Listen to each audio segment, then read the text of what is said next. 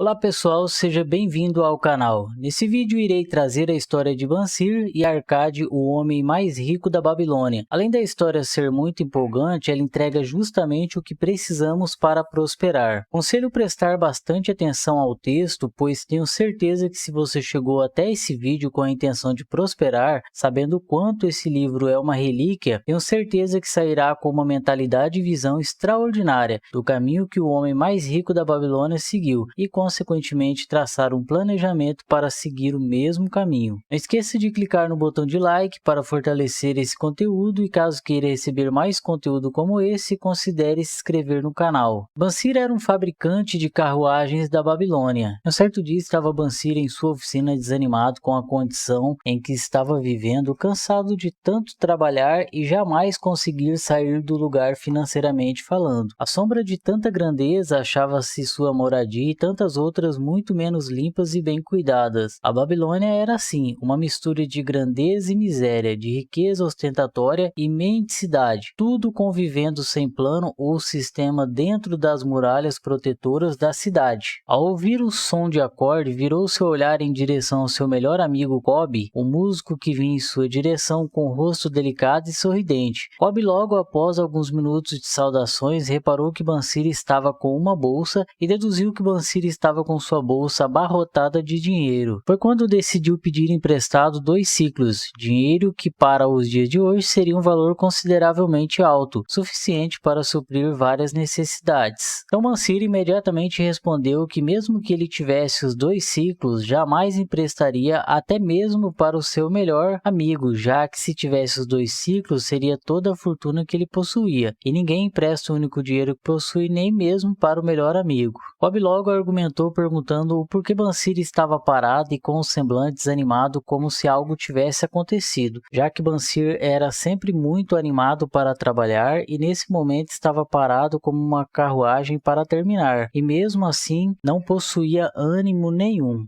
Os dois conversaram por horas e horas, mas a resposta de Bansir era o quanto ele estava cansado de trabalhar e jamais sair do lugar. Bansir argumentava com Cobb o quanto ambos eram dedicados e que sempre faziam o melhor, mas mesmo assim continuava na pobreza. Bansir comentava que quando começou a trabalhar com sua oficina, o que se passava em sua mente era o sonho de se tornar um homem de grandes posses, e que ele acreditava que iria alcançar, mas que ao acordar e lembrar-se que não possuía um único centavo em seu bolso, imediatamente se revoltou. Percebeu que mesmo tendo trabalho, sempre que entregava e recebia o dinheiro, era suficientemente para manter as despesas e logo estaria sem dinheiro novamente.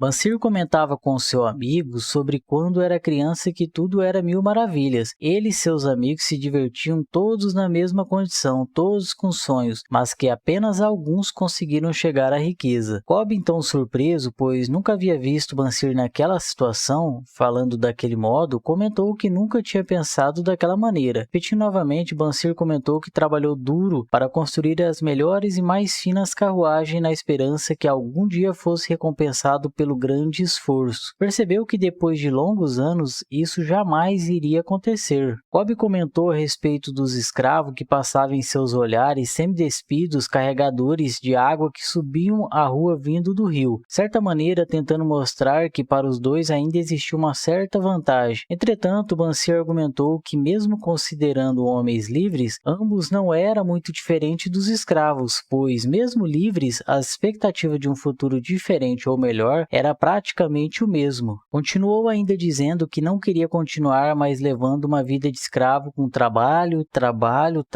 sem ir a lugar nenhum. Minutos depois, então Cobb comentou que ainda hoje tinha passado por Arkad, um velho amigo em sua carruagem dourada, que ao invés de olhar com desprezo como muitos o faziam, ele saudou Cobb com um sorriso em seus lábios. Arkad era um homem próspero, considerado o homem mais rico da Babilônia, tão rico rico que o próprio rei buscava conselhos e ajuda para os negócios do tesouro. Cobb citou que Arcade possuía tantas riquezas que, mesmo não fazendo nada, o dinheiro continuava fluindo de maneira automática para sua vida. Logo, Bansir comentou que era exatamente o que ele queria, que mesmo quando estivesse parado, o dinheiro continuasse caindo em sua bolsa. Por fim, depois de horas e horas de conversa, Cobb estava esperançoso e animado com tudo que Bansir tinha lhe falado. Bansir, mesmo cansado com tudo que havia lhe acontecido, com o fato de não ter um único centavo, se encontrara animado com a esperança de tentar algo diferente para mudar. Foi quando os dois tomaram a decisão de procurar o velho amigo Arcade em busca de conhecimento para prosperar. Naquele momento, depois de horas de conversa de certa maneira desanimados, os dois perceberam que Arcade era um homem que trabalhava em busca de rendimentos. Para eles, aquele momento foi como se uma luz no horizonte surgisse do nada para abrir a visão de ambos. Os dois então tomaram a decisão de convidar outros amigos e procurar Arcade em seu palácio em busca de conselhos financeiros. Certo dia, estava Arcade em seu palácio quando alguns amigos de sua infância chegaram pedindo ajuda. Então lhe disseram: como pode um homem que em sua infância, em que tinha o mesmo professor, participava-los das mesmas brincadeiras,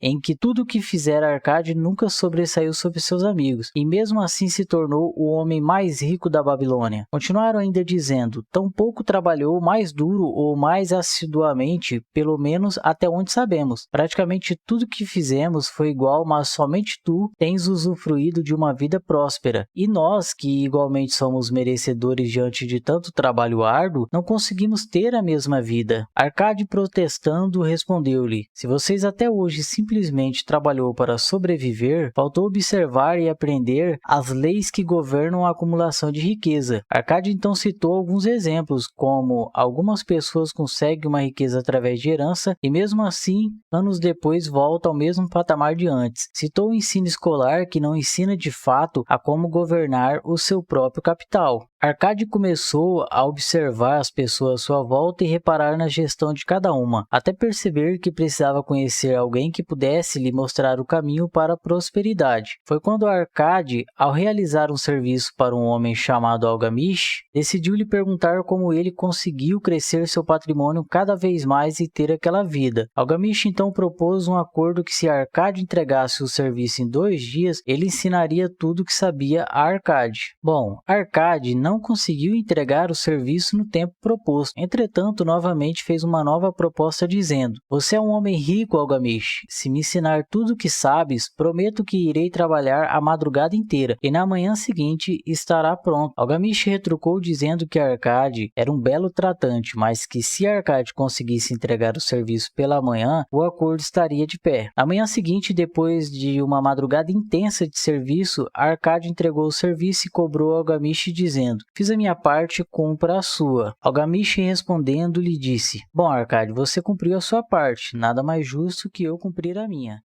Muitos dos jovens não aproveitam o conhecimento e experiência de alguém idoso, pensando que ele apenas possui experiência de dias vividos, mas os que buscam os conselhos dos idosos certamente alcançará a sabedoria. Guarde bem as minhas palavras, pois do contrário deixará de assimilar a verdade do que lhe contarei e pensará ter sido em vão todo o trabalho que teve durante essa noite. Continuou: achei o caminho da riqueza quando tomei a decisão que iria guardar uma parte de tudo o que ganhasse, e assim fará você. Arcade replicou: mas é só isso? Algamish respondeu-lhe: foi o suficiente para transformar de um pastor de ovelha no coração de um emprestador de dinheiro. Você paga por tudo que consome e inevitavelmente consegue ficar sem despesas. Você trabalha como louco e paga todo mundo, menos a si mesmo. Idiota está trabalhando para os outros. Então aconselhou Arcade a guardar o 10º de tudo o que ganha. Arcade estava confuso e pensando estar sendo ludibriado. Entretanto, Algamish adiantou que cada moeda de ouro que as guardasse seria um escravo que iria trabalhar para você. E por fim, para essa lição, ele aconselhou que todas as vezes que fosse comprar algo, antes disso tire a primeira parte para si mesmo e o restante cumprir com as suas obrigações. A riqueza, como uma árvore, cresce a partir de uma simples semente. Quanto mais cedo plantá-la, mais cedo colherá. Arcade, depois de muito pensar, decidiu que iria pôr em prática tudo o que Algamish tinha lhe dito. Até que se passaram 12 meses em que Arcade estava juntando juntando seu capital com parte do seu trabalho, e Algamish veio até Arcade para saber se Arcade tinha feito como ele disse. Respondeu então Arcade todo orgulhoso: sem dúvida nenhuma, mestre, foi exatamente o que fiz. Algamish perguntou-lhe o que havera feito com a reserva, e Arcade logo respondeu que entregou ao oleiro para que comprasse joias valiosíssimas só encontradas na Fenícia. Quando voltar, poderemos vendê-las a um preço bem mais alto e dividir os lucros. Algamish exclamou: bem, os loucos precisam mesmo aprender. Como você confiou toda a sua reserva à compra de joias a um oleiro que não possui experiência nenhuma sobre joias? Suas economias se foram, meu jovem. Você arrancou uma árvore da riqueza pela raiz. Contudo, plante outra. Algamish então partiu, e realmente o que ele disse foi o que ocorreu. O oleiro foi enganado pelos fenícios, que o entregaram pedaços de vidro que não valia nada. Arcade, porém, já tinha se habituado a guardar dinheiro e assim continuou fazendo. Passaram 12 meses e Algamish retornou novamente ao encontro de Arcade.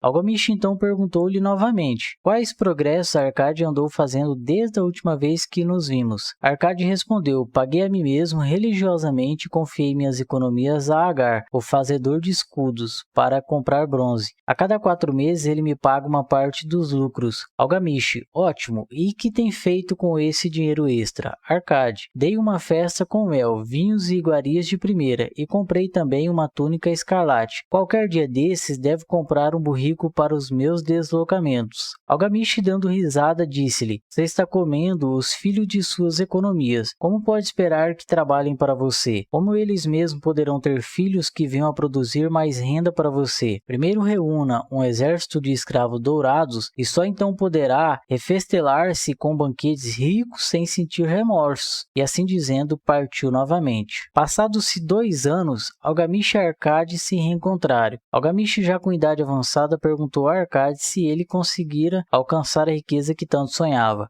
Arcade respondeu que ainda não, mas que agora ele possuía fonte de renda que gera bons lucros e que por sua vez rende outros bons lucros com outra fonte de renda. Algamish considerou que Arcade tinha compreendido como agir necessariamente para administrar seu patrimônio e crescê-lo cada vez mais. Algamish, já com idade avançada, fez o convite a Arcade para tomar conta de suas terras e colocá-lo como sócio, colocando também Arcade em seu testamento. Arcade aceitou o convite para administrar as terras de Algamish em Nippur, que eram imensas. Depois de seguir corretamente as 3 leis que Algamish havia lhe ensinado, ele aumentou seus bens. Arcade prosperou muito e quando Algamish faleceu, o mesmo recebeu uma grande fortuna como herdeiro legal. Assim, quando Arcade terminou de contar aos seus amigos como ele conseguiu chegar à riqueza, um dos amigos ali reunido disse-lhe: você inclusive deu a sorte de Algamish o nomear a um de seus herdeiros. Arcade então respondeu-lhe dizendo que sua sorte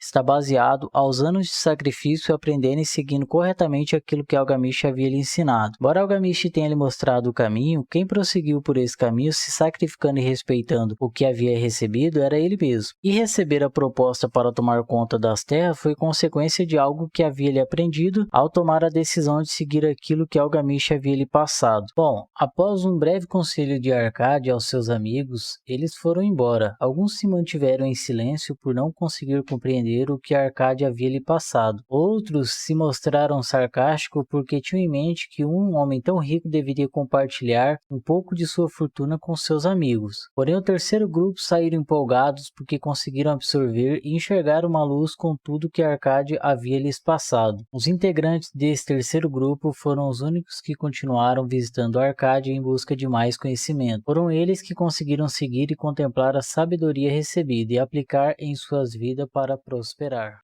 Bom, pessoal, fiz um resumo relacionado às 3 leis de Algamish baseado na introdução do homem mais rico da Babilônia. E agora um resumo das 3 lições de Algamish. Lição número 1 de Algamish: você deverá guardar parte dos seus ganhos para si mesmo. O dinheiro usado para pagar as despesas e custos, embora você ache que é seu, ele não é seu. Você apenas trabalhou para alguém em troca de receber algo para sobreviver. Mas se aprender a tirar parte dos seus ganhos e guardar para si mesmo, aí sim ele tornará seu. E quanto mais guardar, será um rendimento a mais, se tornando mais uma fonte de renda, obviamente seguido de outra lição de Algamish, que é o investimento. Lição número 2 de Algamish. Procura uma forma de investimento para colocar o dinheiro de sua reserva para trabalhar, mas cuide ao confiar todo o seu patrimônio em algo que não conheça, ou alguém que não possui experiência nenhuma no assunto. Aqui a lição é colocar o dinheiro para trabalhar. Na história, quando Algamish citou que a cada moeda guardada seria mais um escravo, isso é justamente porque quando você coloca o dinheiro para trabalhar, você absorve ganhos sem a necessidade de atuação física. O dinheiro é um ótimo servo, mas é um péssimo senhor. Lição número 3 de Algamish. Mesmo com o retorno após o investimento em uma fonte de renda secundária, a perseverança no investimento deverá ser cada vez maior, colocando a fonte de renda secundária para uma fonte de renda terciária e por aí seguinte, até conseguir um retorno seguro que poderá o deixar tranquilamente, e assim começar a usufruir do retorno com a tranquilidade sem receio. Agora, para finalizar, através do texto da história de Arkady, Algamish e seus amigos, aprendemos as 3 leis citadas por Algamish. Entretanto, podemos tirar proveito para absorver demais coisas, e uma delas quero deixar aqui como reflexão. Algumas pessoas dizem que alguém que chegou à riqueza, assim como um dos amigos de Arkady, foi por sorte, mas a realidade é que sorte é obedecer e ser disciplinado respeitando os ensinamentos que se aprende. Para isso, acredito que existe uma série de fatores necessários para que seja possível evoluir. Neste canal, trago alguns ensinamentos, dicas e conselhos relacionados a vários aspectos da vida necessários para evoluir, através de fontes próprias e de outros que alcançaram a riqueza. Peço mais uma vez que deixe seu like e, para receber mais conteúdo como esse, considere inscrever no canal. Caso conheça alguém que precisa receber os mesmos conselhos aqui passados, compartilhe para o mesmo. Eu fico por aqui e desejo que você consiga prosperar de uma forma extraordinária. Até a próxima!